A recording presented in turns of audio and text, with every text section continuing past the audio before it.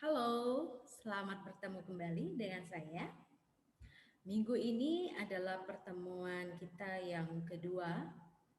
Ya, minggu ini kita akan membahas tentang pengertian akuntansi.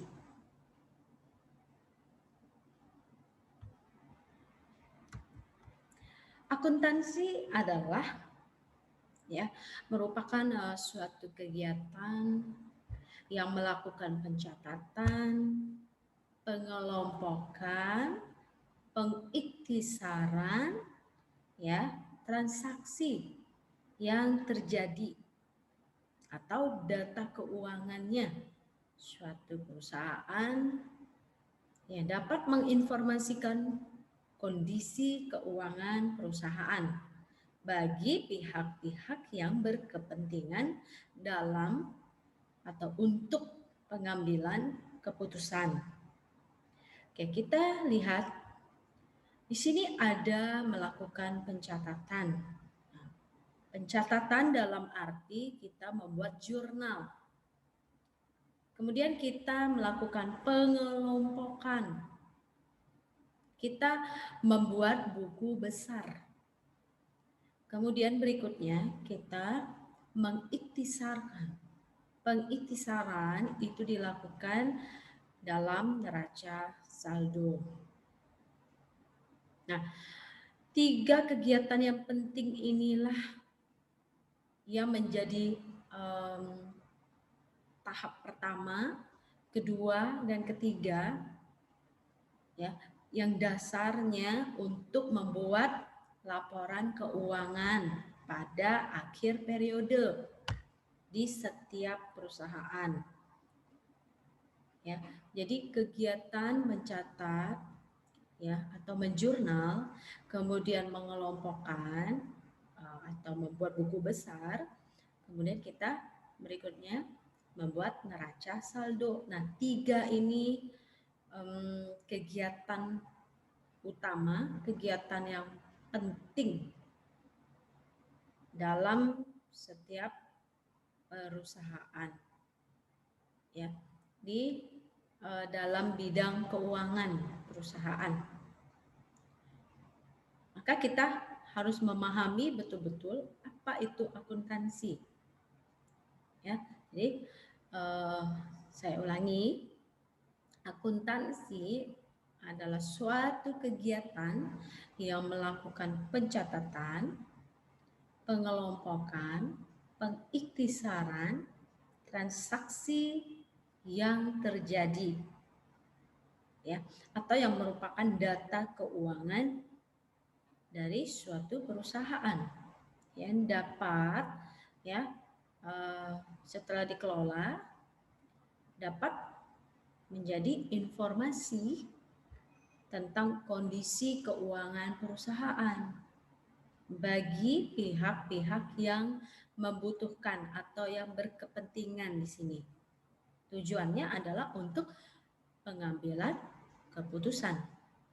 Nah, inilah akuntansi. Oke, next. Tahap-tahap dalam akuntansi. Nah, ini lebih jelasnya dari yang sebelumnya saya sudah menjelaskan. Nah, ini berikutnya penjelasan yang lebih detail satu persatu.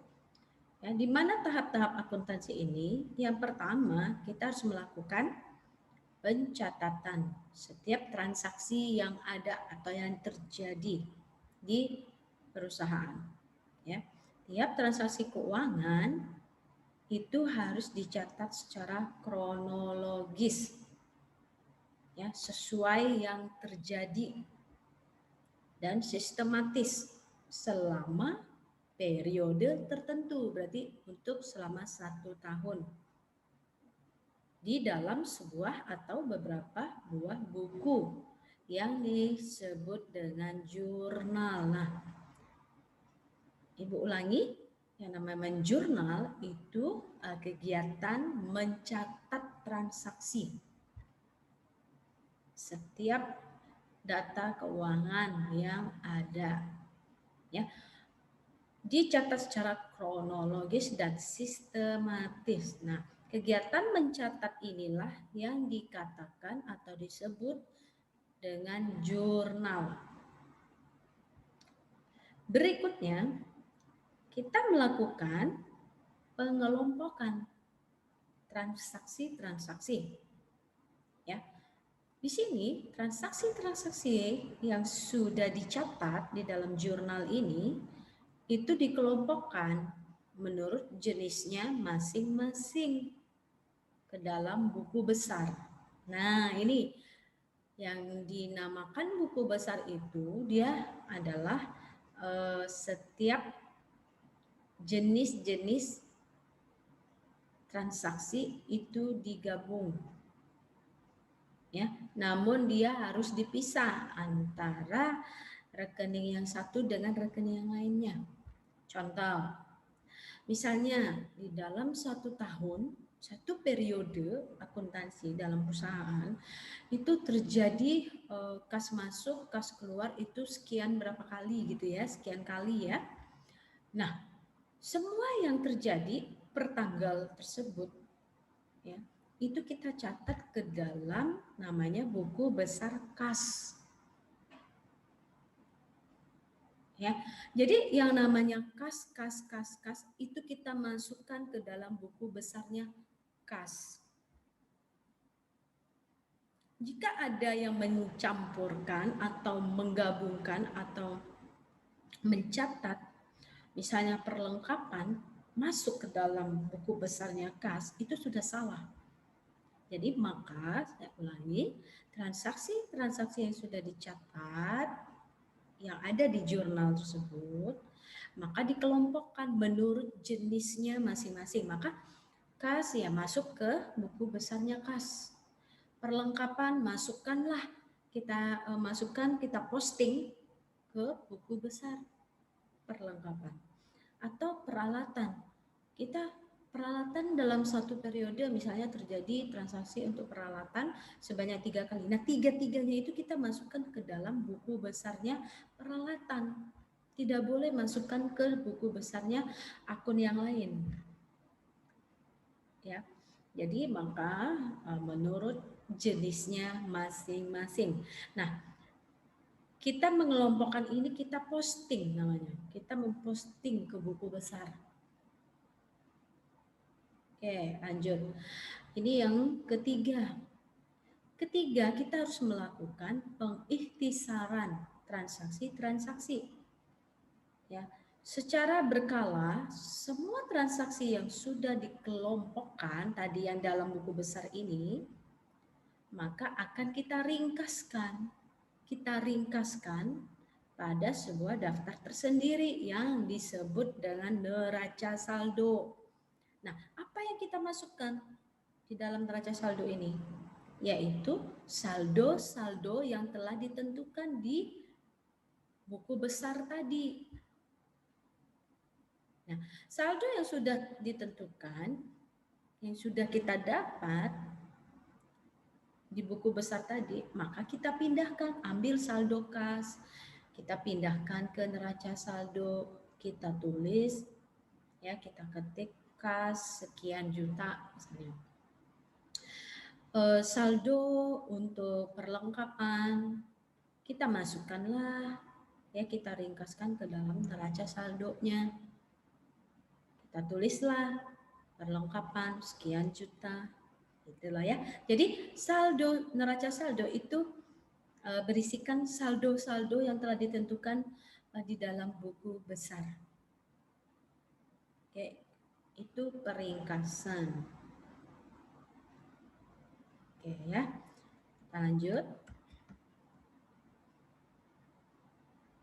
Ada yang namanya pihak-pihak yang berkepentingan.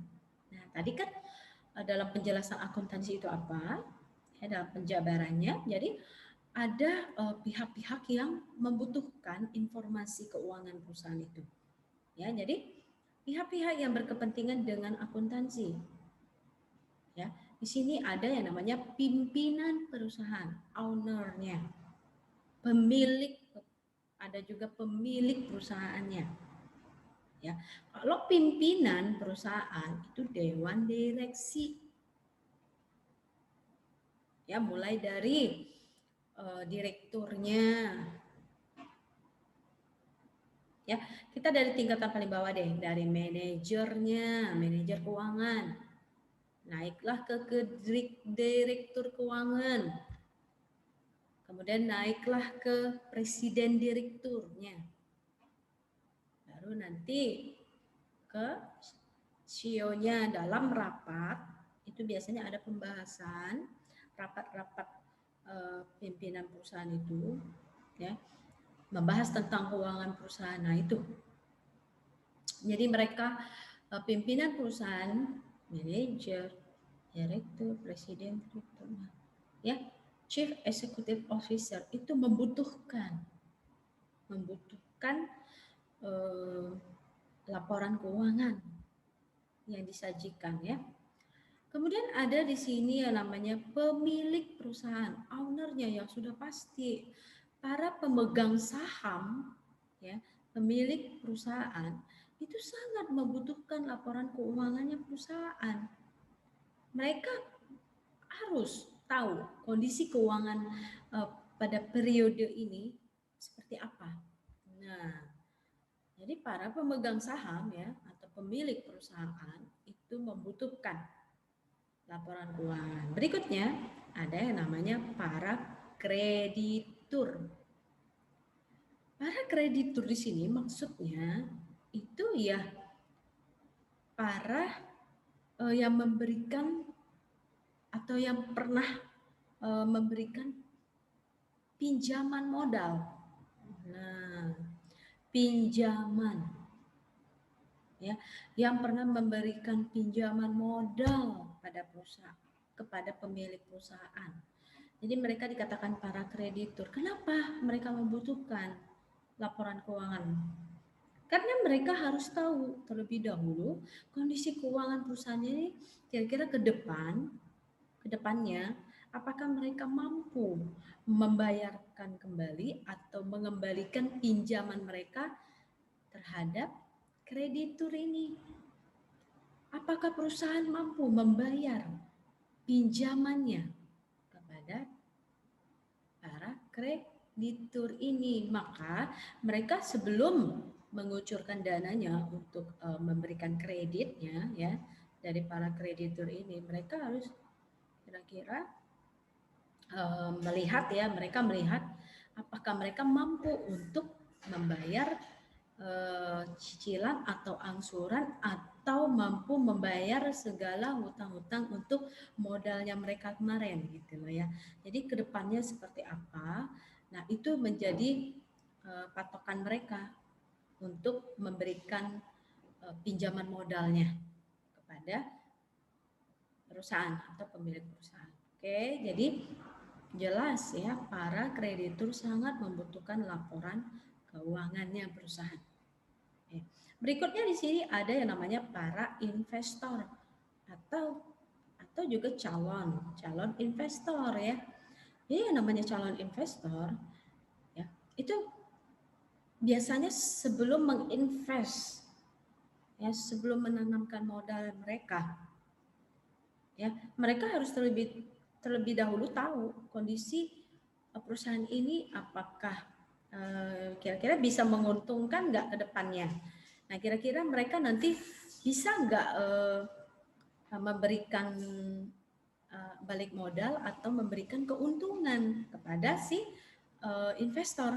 Nah, apa keuntungan yang mereka dapat nantinya? Nah, itu biasanya, ya, calon investor itu hati-hati dan mereka memang membutuhkan laporan keuangan untuk mengetahui kondisi perusahaan seperti apa, ya. Apalagi para investor yang memang sudah sebelum-sebelumnya sudah pernah menanamkan modal mereka, ya, mereka tetap membutuhkan dari tahun ke tahun, ya, laporan keuangan tersebut untuk mengetahui perkembangan sejauh ini seperti apa, gitu loh, ya, perusahaan yang pernah mereka invest ke situ, ya. Jadi para investor atau calon investor pun itu membutuhkan laporan keuangannya perusahaan.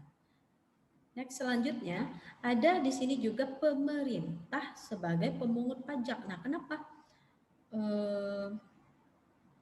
orang pajak itu ya membutuhkan laporan keuangan? Karena di situ untuk menjadi dasar ya dari laporan keuangan itu menjadi dasarnya mereka tahu oh kira-kira nih pajak yang mereka dapatkan nanti berapa nih ya dari si keuntungannya perusahaan ya dari kondisi perusahaan itu di tahun sekian misalnya per periode kan di periode ini perusahaan ini akan membayar pajak sekian ya jadi mereka memungut pajak itu berdasarkan laporan keuangan yang ada juga dalam perusahaan.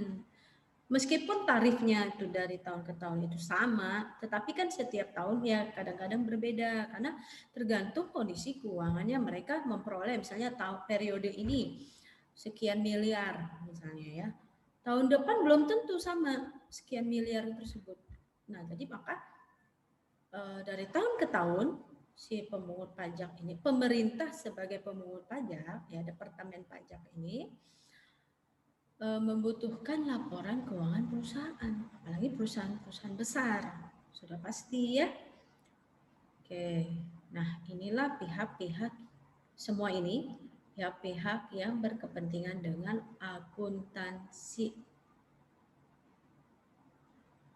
Oke, untuk pemilik perusahaan, mau perusahaan kecil, mau perusahaan yang besar sekalipun tetap membutuhkan laporan keuangan. Oke, next. Ini adalah spesialisasi akuntansi. Apa-apa saja ya. Akuntansi itu apa sih yang seperti kedokteran gitu ya. Kedokteran kan ada yang namanya spesialisasi paru-paru, spesialisasi kandungan, jantung, kemudian spesialisasi anak dan sebagainya.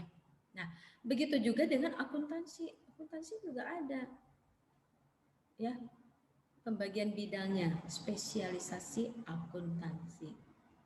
Ya, apa saja yang bisa kita ketahui? Yang pertama ya, di sini akuntansi umum atau akuntansi keuangan. Nah, itu akuntansi umum ya. Akuntansi keuangan itu ya termasuk akuntansi umum. Ya, apa itu akuntansi umum atau keuangan? Yaitu akuntansi yang meliputi proses pengumpulan, penganalisaan, pencatatan, penyusunan laporan-laporan keuangan, serta hati-hati, serta penafsirannya. Penafsirannya ini perlu diperhatikan. Penafsirannya berarti ini membutuhkan logika, membutuhkan pemikiran seorang akuntan. Ya. Jadi di zaman sekarang ya ada yang namanya akuntansi digital. Nah, mereka sebatas ini bisa melakukan pencatatan, pengelompokan, pengikhtisaran. Kemudian ya akhirnya jadilah sebuah laporan keuangan. Namun setelah selesai laporan keuangan tercetak, tetap dibutuhkan seorang akuntan untuk apa? Penafsirannya ini kata penafsirannya serta penafsirannya. Nah, ini. Maka yang Anda pelajari sekarang itu adalah akuntansi umum. Akuntansi keuangan.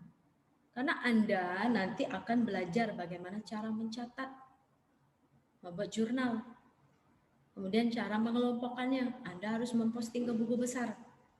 Kemudian Anda harus bisa, meskipun nanti di dunia kerja, di perusahaan Anda itu sudah ada mesin, ya atau ada program akuntansi, ya. Namun Anda juga harus bisa menafsirkannya. Penafsirannya di sini dalam artian harus ada kehadiran Anda di sini. Oke.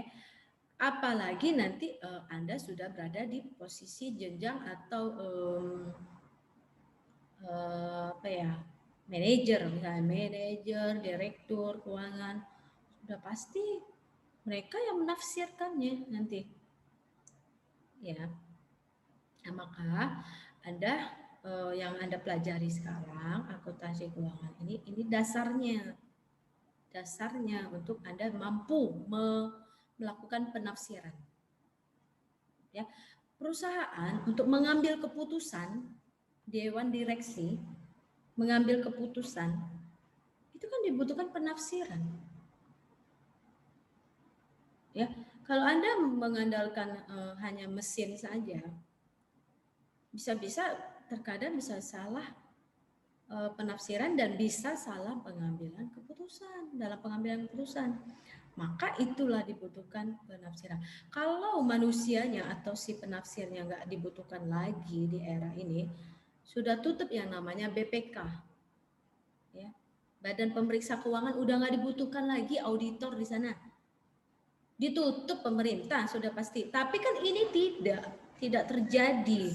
Karena disitulah kita bisa mengetahuinya bahwa memang sampai kapanpun atau Anda ini pun dibutuhkan. Untuk apa? Nih, di sini penafsirannya. Oke. Bagaimana Anda mampu menafsirkan jika Anda tidak tahu apa yang dicatat, tidak paham kredit, debit, nama-nama rekening ini masuk apa, membeli mobil atau kendaraan operasional itu termasuk peralatan atau perlengkapan. Nah, kalau Anda nggak tahu di situ, nggak paham di situ, bagaimana Anda bisa menafsirkannya? Bagaimana Anda bisa melaporkan segala sesuatu kepada Dewan Direksi? Padahal mereka membutuhkan loh laporan keuangan yang menggambarkan kondisi keuangan perusahaan. Karena apa? Mereka untuk apa tujuannya? Tadi sebelumnya di slide-slide sebelumnya, tujuannya untuk pengambilan keputusan. Oke, maka Anda harus mampu dalam ini ya. Yang pertama, akuntansi umum atau akuntansi keuangan. Oke, next. Ada yang namanya spesialisasi akuntansi yaitu akuntansi biaya, cost accounting, yaitu akuntansi yang mengkhususkan pekerjaan ya dalam proses pencatatan, penggolongan, peringkasan dan penyajian biaya produksi dan hasil penjualan produknya. Akuntansi biaya ini biasanya ya memang dibutuhkan di dalam perusahaan manufaktur, ya, perusahaan industri, perusahaan yang memproduksi suatu barang yang siap dipakai atau siap diperjualbelikan. Maka biaya-biaya produksi dan hasil penjualan produksi ya, ini penyajian biaya-biaya produksi dan hasil penjualan produk. Nah, itu merupakan akuntansi biaya. Ini sering digunakan di dalam bagian keuangannya perusahaan manufaktur. Oke, akuntansi biaya, cost accounting. Next, ada yang namanya akuntansi anggaran, budget accounting, yaitu akuntansi yang digunakan sebagai dasar menyiapkan suatu rencana keuangan. Nah, ya, anggaran, rencana keuangan untuk periode yang akan datang. Setiap perusahaan udah pasti ada ini, akuntansi anggaran. Ya. Jadi merupakan akuntansi yang digunakan sebagai dasar menyiapkan suatu rencana keuangan untuk periode yang akan datang. Jadi budget accounting. Next, ada yang namanya Akuntansi auditing, yaitu apa? Akuntansi yang dipakai untuk pemeriksaan data-data keuangan perusahaan. Jadi ini jika Anda menguasai ini, kemudian Anda bisa lulus dari AK, titelnya AK, ya itu nanti Anda kalau melamar kerja di BPK atau di perusahaan-perusahaan swasta yang mereka melahirkan auditor. Nah, ini ilmu yang dipakai ini, akuntansi audit. Itu orang yang melakukan audit disebut dengan auditor. Akuntansi audit yaitu akuntansi yang dipakai untuk memeriksa data-data keuangan perusahaan. Mereka memeriksa. Dalam memeriksa itu mereka harus mampu menganalisa, mampu menafsirkan. Nah, ini human. Ini orang yang disebut auditor yang barusan Ibu sebut tadi. Saya jelaskan di apa tadi ya? Akuntansi umum tadi. Nah, ini ada lebih spesifik lagi nih, akuntansi audit. Ya. Kalau BPK itu kan dari pemerintah. Tapi di sisi lain ada perusahaan-perusahaan swasta. Ya, mereka memang saya lupa ya nama perusahaan apa ya. Itu ada di Rasuna Said ya. Di depannya kantor kampusnya Perbanas. Itu ada, itu mereka sudah bertahun-tahun, dan mereka terkenal loh di perusahaan swasta itu, namanya auditor mereka itu selalu banyak dipakai untuk kasus-kasus yang besar. Ya, auditor dibutuhkan untuk memeriksa sebuah kasus keuangan yang terjadi baik di pemerintahan. Kalau di pemerintahan udah pasti mereka menggunakan auditor dari BPK. Tapi kalau misalnya perusahaan-perusahaan swasta yang besar-besar terjadi kasus, sebelum masuk ke ranah hukum, mereka didatangkan apa? Auditor, si pemeriksa data-data keuangan perusahaan ini. Ya, ilmu yang mereka pakai ya akuntansi audit ini. Nah, itu. Jadi human ya, orangnya itu dipakai. Ya, didampingi dengan kecanggihan teknologi. Itu mereka seiring berjalan. Tidak ada salah satu yang ditinggalkan. Untuk di era sekarang, ya, mereka didampingi, para auditor human ini, manusianya, para auditor ini didampingi oleh kecanggihan teknologi. Ya. Tapi mereka tidak ada salah satu yang ditinggalkan, dikesampingkan, tidak ada. Ya, oke, lanjut. Nah, ini yang berikutnya ada sistem akuntansi, accounting system, yaitu penetapan pola sistem ya. Penetapan pola pencatatan dan laporan akuntansi serta pengembangan prosedur dalam pengumpulan, pencatatan dan penyusunan data-data akuntansi. Inilah yang dikatakan sistem akuntansi. Ya, penetapan pola pencatatan dan laporan akuntansi serta pengembangan prosedur dalam pengumpulan, pencatatan, dan penyusunan data-data akuntansi. Ini dikatakan sistem akuntansi. Oke, next. Ada yang namanya akuntansi pemerintahan, government accounting, yaitu akuntansi yang dipakai oleh pemerintah. Contoh, negara, provinsi, ya, dan seterusnya.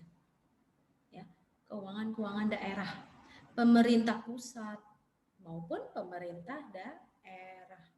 Mereka menggunakan ilmu akuntansi pemerintahan. Ya, oke. Next, ada yang namanya akuntansi digital accounting. Nah, ini akan Anda temukan terutama di kampus kita ya di prodi bisnis digital, ya nanti ada akuntansi digital ini. Oke, nanti ada di lab akuntansi juga ada nanti pelajaran buat Anda ya. Jadi ini akuntansi digital, digital accounting itu artinya apa? Yaitu solusi akuntansi berbasis cloud yang memungkinkan pebisnis untuk mencatat semua transaksi keuangan perusahaan, ya mencatat, ya membuat jurnal loh ya mesinnya, programnya untuk membantu kita membuat jurnal, kemudian membuat laporan keuangan, ya, dan mengontrol bisnis secara menyeluruh. Saya ulangi, yaitu solusi. Kita terbantukan dengan adanya digital. Lebih memudahkan, lebih mempersingkat waktu. Ya, maka para auditor itu berdampingan dengan kecanggihan teknologi, yaitu ini akuntansi digital ini, yaitu solusi akuntansi berbasis cloud yang memungkinkan pebisnis untuk mencatat semua transaksi keuangan perusahaan, membuat laporan keuangan, dan mengontrol bisnis secara menyeluruh. Enak kan? Tinggal enter, keluar semua datanya. Tapi kalau human ya, orang yang nggak bisa membaca apa yang ada di depan laptop itu, yang sudah tertampilkan di komputer, kalau kita nggak bisa baca, nggak mampu baca, nggak paham, nggak bisa menafsirkan, apa artinya semua itu? Nggak bisa kan? Perusahaan kalau rapat dewan direksi, nggak mungkin yang rapat itu hanya program akuntansi laptop diberdiriin di atas meja, kemudian dibiarin semua. Udah, orang-orangnya nggak ada yang di dalam rapat itu. Hal yang mustahil.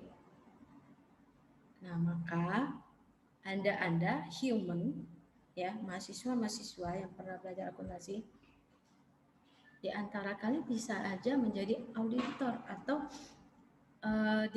ya, bisa jadi manajer, direktur keuangan nantinya ke depannya ya. Siapa tahu. Anda harus mampu membaca laporan keuangan. Ya. Yang para bawahan Anda sudah menyiapkan laporan keuangan tersebut. Dibawa laptopnya ke depan Anda. Dibawa datanya. Oke. Anda nggak mampu mengontrol bisnis karena Anda tidak bisa menafsirkannya. Jika ada problem yang muncul dalam keuangan, ya, setiap perusahaan itu pasti ada namanya problem, tiba-tiba muncul ke permukaan. Nah, itu gimana mencari solusinya? Gimana cara kita, para pimpinan, itu bisa mengambil keputusan? Disitulah andilnya kita, human ini. Ya, tentu kita harus mampu membaca laporan keuangan,